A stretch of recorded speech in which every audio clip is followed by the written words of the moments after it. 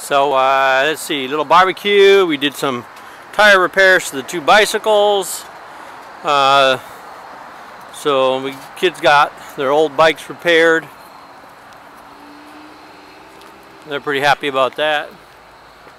So okay, Hampton's been just eating and eating. I want to talk about what I've seen on this trip on a certain issue, particularly starting in Texas. And you could say this is sort of like a movie, like or a story like why I wouldn't want to be a black person in America.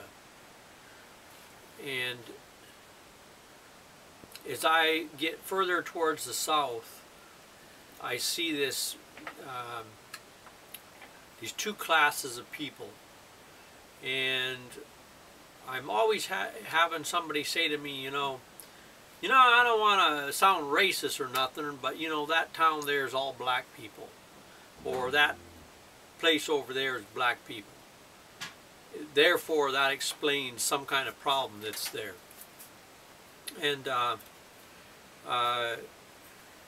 never hear the black people say that about the white people. I'm always hearing the white people say it about the black people. And you know, I wonder like what kind of employment opportunities there are in some of these places. And it just, you know, bothers me because I see this this two-class system of the one class makes the laws, and when the black folks break them, they go to prison. They're telling me a story here in El Dorado, Arkansas, about this fellow that was a really good horse trainer here, this black guy, and they followed him to a crack house, and he bought some crack, and he got back on his horse, and he was riding this horse he had home, and they stopped him, and he says, "All right, officer, I admit," he says, I got me 4 rocks. I was gonna smoke one and sell the other 3." And because he said he was going to sell the other 3, it's trafficking, it's drug running, and so he went up to the prison for it. But it's like, okay, well, why is that crack house there, you know? And they're imprisoning an entire generation of these black kids, these black adults, and without any concern, I guess you could say, for it's like, you know, you make up laws and they catch only a certain class of people. It just catches a certain class so that the other class can distance themselves from it, you know. And then I hear people say that, you know, everything they want that's illegal, they have to go to the black community to get it. But when everything goes wrong, they always have an excuse to arrest or lock up a black person for one of those items. So there's this relationship that they're not admitting to, this symbiotic relationship. They need this illegality among the black people for their community to provide or service things that are considered across the line. And then, yet when there's something goes wrong with it, the black community pays for it. And so, you know, your experience can be different ways, but I see pretty much a 2-tier system. And the South is a bit like, you know, the minority white, you could almost say, and I think it's true in a lot of these places, running the majority blacks. The further south you go, so it's ingrained, you know. And the further from western Texas, Brownfield to here, you know, the further I come, the more I run into it, of a certain, you know, you're an underclass, you're still a slave whether you like it or not. This is the relationship that one feels with many people still exists here.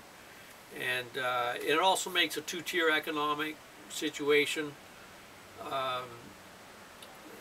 There's still definitely this one group of people that's above and one group of people that's below, and there may be a meeting point somewhere in between where there's not so much difference, but it's definitely a division point. It's definitely separate. It has to do with economics and social freedoms and who controls the money and the power, the police, like that.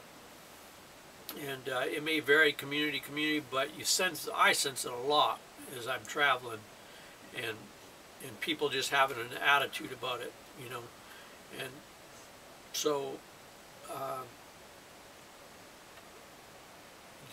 the situation, I don't envy anyone being in it. It seems that what happened a long time ago in the South, that's really the structure of that has never really changed, and it's going to have to be redone. It's going to have to that kind of thinking is going to have to be completely gotten rid of and redone if there's going to be an equity in the society. The attitudes I run into, you wouldn't run into near as much in Oregon or California. Just this, you know how it should be. There's these two parts, and you're in this one and they're in this one. It's a kind of segregation still going on by the towns. You know, this town's a black town, this town's a mixed town, and so the blacks get segregated into their communities, and then the more blacks that are in the community, the more the disparity is visible of who controls the important parts of the society in that community.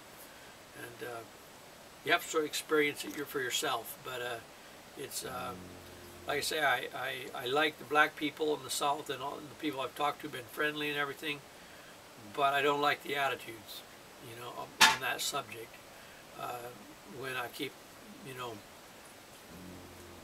and when you have people where you know that they know they're in one class of people, and that the other people don't live and don't have the freedoms and don't have the opportunities and don't have the privilege that they have, and when they know that and they just take it for granted, I see that a lot.